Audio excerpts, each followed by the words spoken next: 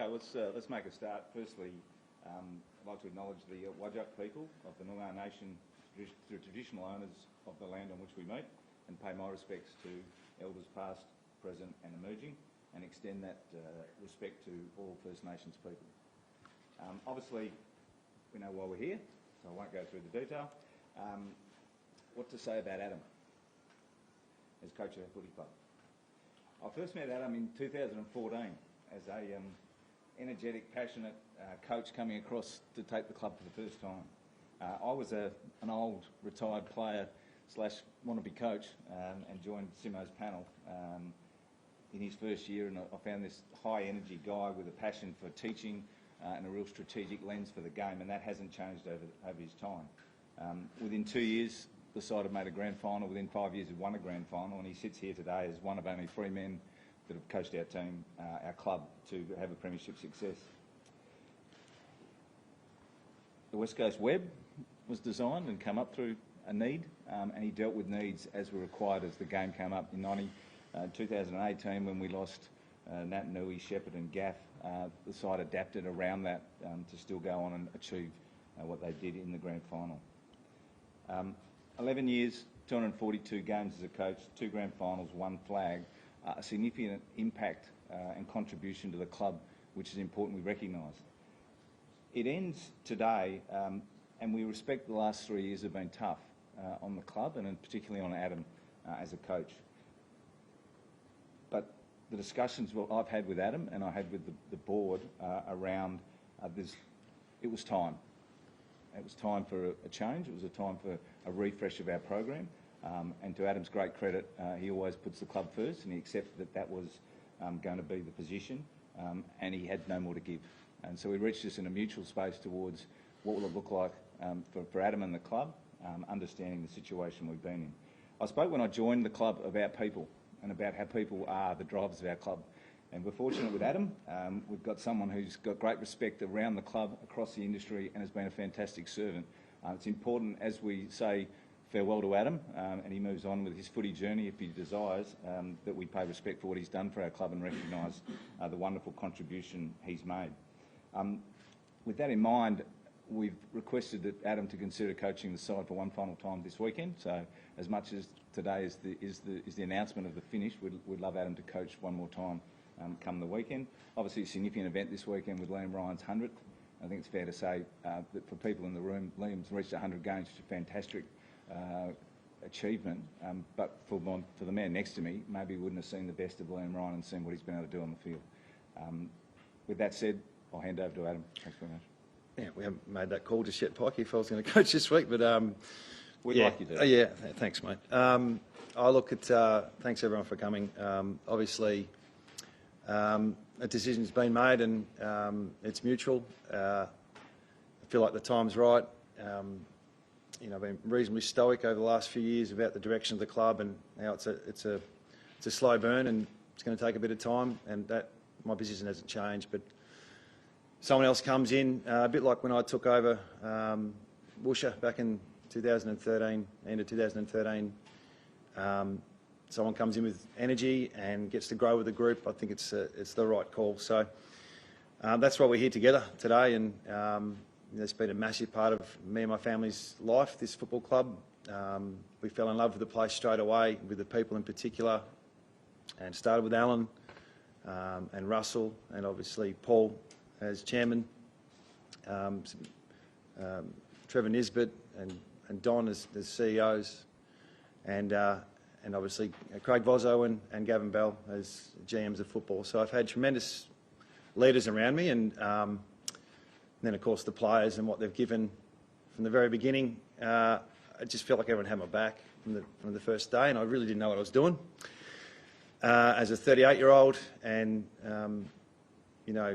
just felt so much support from the day I got here. So it was a fantastic journey, one on which I'm very proud of, and the people I've worked with, the coaches, some tremendous assistant coaches over my time, and I just wanted to thank the guys who are currently coaching our group at the moment. It's really difficult the last 3 years, and the resilience you've shown and the commitment to trying to get us better I just can't thank you enough. So thank you to those guys. My family, I better thank them. Feels like I'm retiring all over again. But yeah, we've got to check the Disney Plus. Might get the flick, kids. The money's going to dry up a little bit. Take my Visa card off your phones. But yeah, look, we come over here not knowing anyone, and we've got so many great friendships out of this football club. We don't really know too many people outside of this club, and yeah, we've got some lifelong friends. So we really thank you for that. The future for me, I don't know what's going to happen. I've still got passion for the game. Probably need a break, to be honest. The sense of a little bit of relief as well as sadness is probably what I feel at the moment. And optimism for our playing group. You know, I still think there's some real growth with this group we've got coming through. It's going to take a bit of time, but I've got a lot of confidence. Whoever takes over next is going to drive your standards and keep pushing you to get the best out of yourselves. And, you know, good luck for the future. I'll be sitting in the stands watching. Outside of that, I think that's it for me. So, any questions or comments? Or Can I also just add a few comments expressing my appreciation to Adam for his efforts over the last 11 years. He's been an extraordinary coach, and he has always performed with the utmost professionalism and grace under pressure. He's been a great leader, and we wish him all the best. Thanks, mate. Cheers.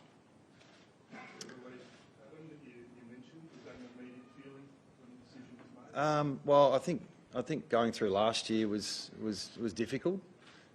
Just took a bit of time, and fully respected the club final position. So when it sort of started to happen again a bit this year, I spoke to Don, and it was worked out pretty quick, just about what the long-term direction is. So it sort of felt like the time's right. So you know, maybe he's going to apply for the job. I don't know, Pikey, you might be up for CEO and coach, but yeah, I think the time's right. So the relief bit's probably a bit around the family as much as me. Adam, will you coach this weekend then, given the opportunity? I don't know. I just need to get through today. Yeah, it's as much as you sort of prepared a little bit, and yeah, I'm not quite sure. We'll just work through it today, and we'll work through that. What are you most proud of your time as coach? You know, just seeing the players grow into men. You know, when I first started it, the guys that have been around for the 11 years, I've seen them come in as teenagers, and now they're married with children and really good values. That's probably the biggest thing I've cherished, I suppose, is the relationships and the growth in the young players, and some of our staff as well. What they've managed to achieve personally over the years is probably the biggest reflection piece. And on how and when did this decision take place? Sorry? How and when did this decision take place? Oh, last night. Yeah, it was probably a conversation about, you know, am I part of the long-term plans, and you know, and then we went from there, and it coincided with the board meeting today. So there's no conspiracy theory. There's no. This is not a. I sometimes people think there's these big secret meetings, and that's it. We're pretty open.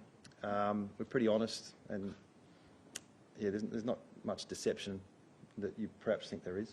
No, I'm not suggesting that. I'm just saying you were on the news last night talking about the person who was expecting to coach the team this weekend, and now we're here today. Yeah. Well, what do you want me to say in press conference last night? I mean, but yeah, we spoke a bit last night after that. I did that at 2:30. So 4 o'clock it looked a bit different.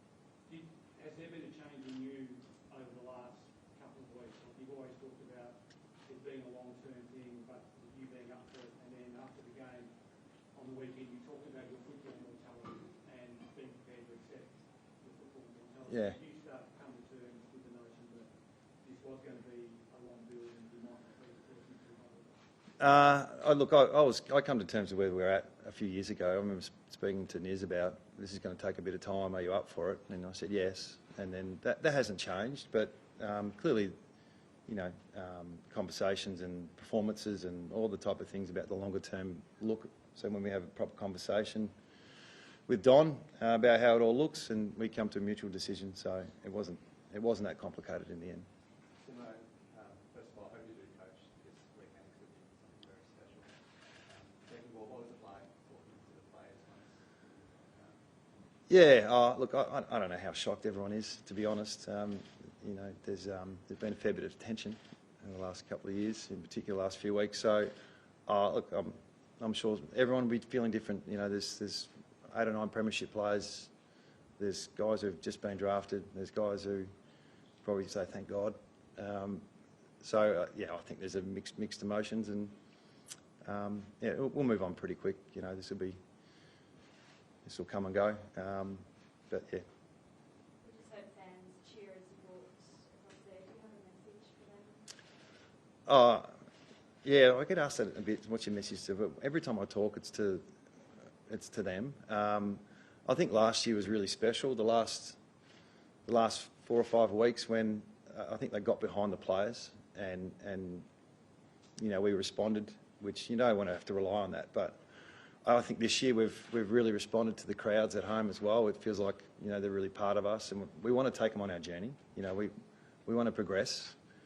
We want to get better, and we want to bring them along for the ride. Even today, there was 1,000 people out there today. It's just remarkable what our supporters do for us as a group, and they've been very loyal. So I appreciate that as a coach, and our players appreciate it more than anyone, how important they are to our journey.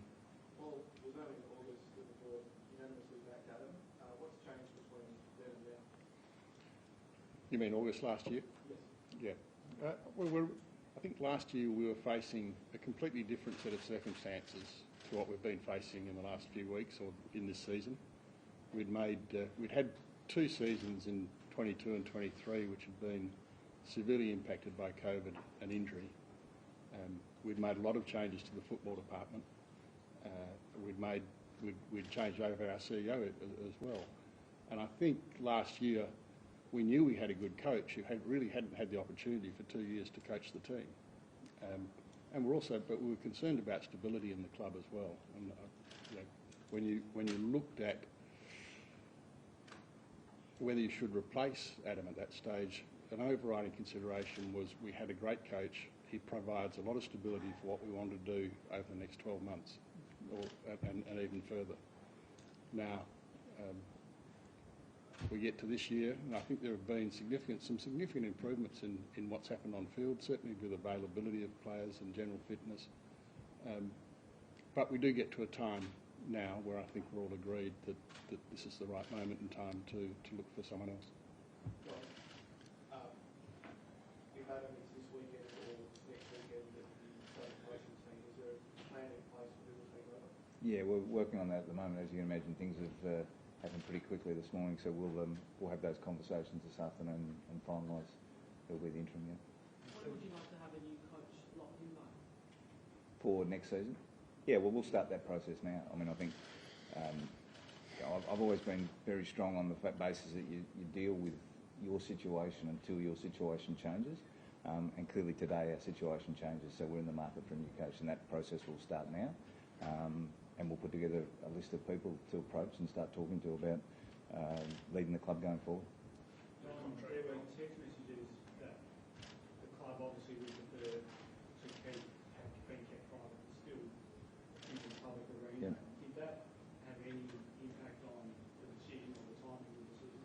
No, not really. I mean, it was disappointing that was the case. Now, again, we don't know the context of those and when and where and everything else. It's, you know, the decision today, and you know, as I said, we've reached it jointly with Adam. Is like this is a taxing job, and for 11 years to do the job, it's got to the point where, you know, and done it very, very well and given his all. It's at a point where there's a whole range of factors and bits and pieces into the equation, but it's just time. It's time for a fresh look at, you know, an appetite for change for our program, and that's and Adam, to his great credit, has accepted that, and we move on, but with recognition of what he's done for the club. Adam, you're a person who the game trained to be at and has been very resilient through all of that. But the last 2 years, 2022 and 2023, your time in footy, has there been a tougher period for you personally?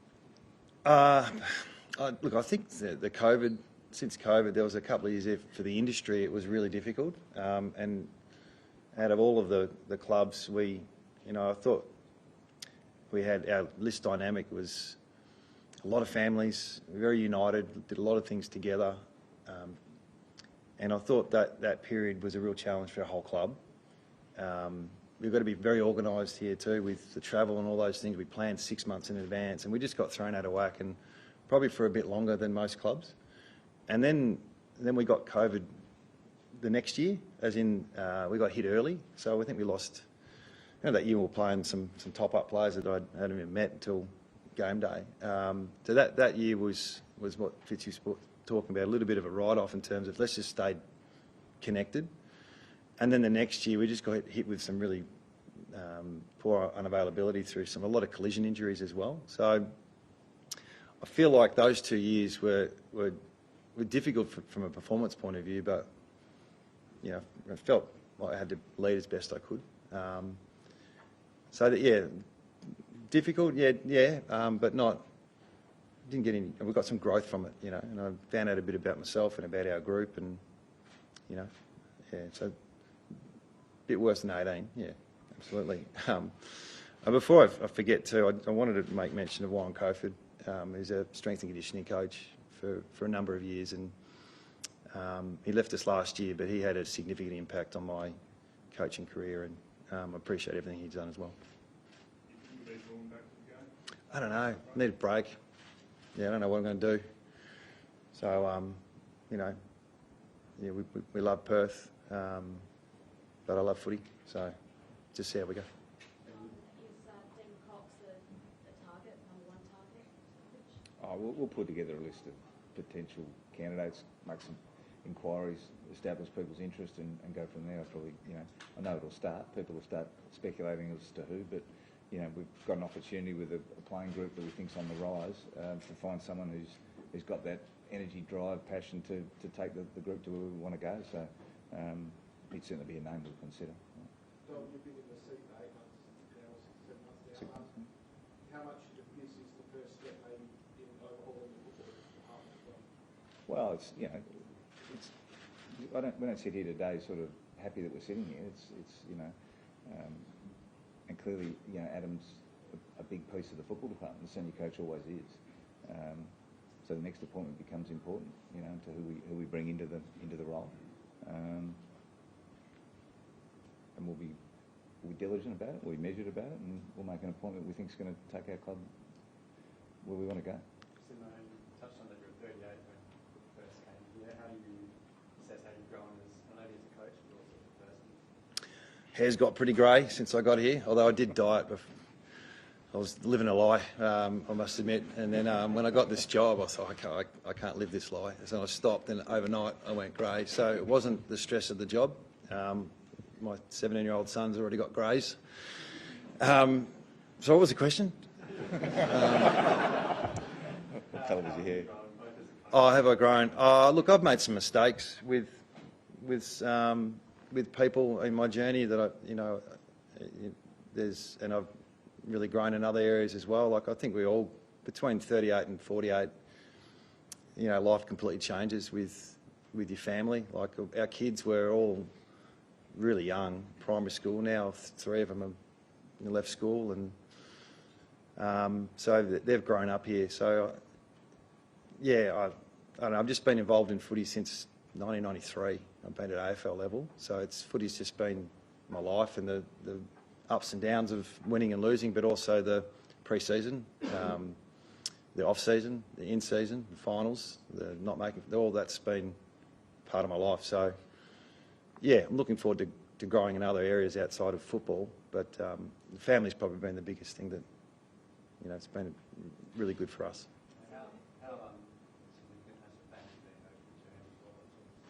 I don't want to give them too much praise because they're very critical of me. The sledging starts. I think Miller wanted to pick a dress from a press conference about 3 months ago. She was, I won't go into that stuff. Sorry, but look, they've been great. We're tight, but they've got their own lives as well, and they don't live through my football career. So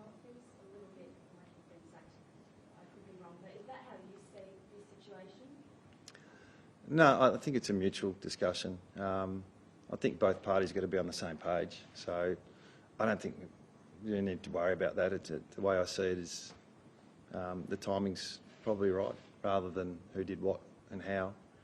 And it was a very, very, mutual discussion. So we came from similar places, and we walk away with obviously the club's best interest in mind. And was there a moment that made you realise that you feel like it's time to move on? Probably your 300th article. Woodcock.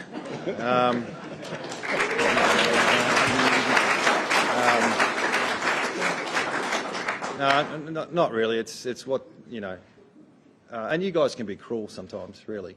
I mean, you got to keep that in check, because we're human and we have families. So you want more access to our players. Treat them with a bit more respect would be a good start. But you got to do your job as well, and we get that. It's the industry. So no, there wasn't really a time. It just feels like time now. Don, can I just put something to bed with you, because there's a lot of questions being asked if you're a unique CEO. Is there any chance you would be an interim coach? Or is there any chance you would be No, I won't be doing either of those. That's I think I've got more chance, mate. Don't know if it's in. Don, you obviously have an agreement in place next year with Adam. Can you Yep. talk at all about how that'll be honoured? Yeah, we'll sort that out. I've had conversations already today with Adam's manager, and we'll sort that out. And again, honour that contract. Adam, you have spoken a lot about I'm just interested, is anyone else you went to for sort of guidance or feedback in reaching the decision, or whether it was largely internal? Largely internal, yeah. I've got some mentors that you deal with. We all have mentors. So no, not really. I didn't really didn't go too deep with other people. Sort of lived this life. It's unique. It's a unique life as well. It's hard to talk to people about, other than past coaches who have to deal with some of these things. So yeah, not really. You play such a key role in kicking off this rebuild, which is the biggest in club's history. How do you see it panning out, and what sort of advice would you give to the next person? The next coach, I don't need my advice. I suppose what we saw at the start of the year from our playing group, we really started to click, and we had some great performances early in the year. And whilst we haven't hit those heights in the last few weeks, I think there's some really good signs there with some of our youth coming through and our experienced players who can really drive and set the standards. So I feel like whoever the new coach that comes in, the platform's there, and it just evolves. You don't stay down for too long. I think Don and the board need to pick a new coach they can hitch their wagon to, and traditionally we've looked after the coaches here. Long term seems to be the way that we do things, and it sort of pays itself off. So yeah, whoever goes for this job, I think it's the best club in the league. Like, really, what they've done, it's harder and harder to win from away from home, and yeah, got nothing but admiration for the club. And the premiership to achieve that here, it's always going to hold a special place. How good was 18? It was just it was a fantastic moment in time for us. I know you don't want to be your identity connected to premierships, but our players, what they went through that year, the journey they were on, to lose a few players, and really feel for Andrew Gaff and Shep and Eric McKenzie and Nick Nat, those guys who were a big part of that year. But yeah, to see the guys win a premiership and our supporters, it was such a good time. So I can't wait for the 10-year reunion. Could Daisy Pearce be an option as well? I certainly haven't ruled her out of it. She's got a bit on her plate at the moment with the AFLW season starting out. But yeah, look, as you said, we'll cast the net as wide as we can to find the best person. Can I ask what you think the player group is capable of over the next 12 months? Anything. Like, you don't know. Like, when Bucks left, I'm sure they weren't talking about Collingwood in the way they're talking about him now. So I just think things can. It's a very tight competition. So it's never as good or it's never as bad as it seems. So I've got optimism for our players and what they can do. Adam, probably opening the doggy door here, but what are some of the things you won't miss about having come back? Oh, no, it's not about that. I'd love the industry. It has its highs and lows. So I don't think it's. I think making decisions is something I need a break from. And I think when you get to this position, every day you make 100 decisions on whether it's the itinerary or who you're going to pick or your ball, all those things. So just making less decisions for a little bit of time and then recharge and see what happens in the next phase of my life. Thanks, All right. Thanks, guys. Cheers. Thanks for having me.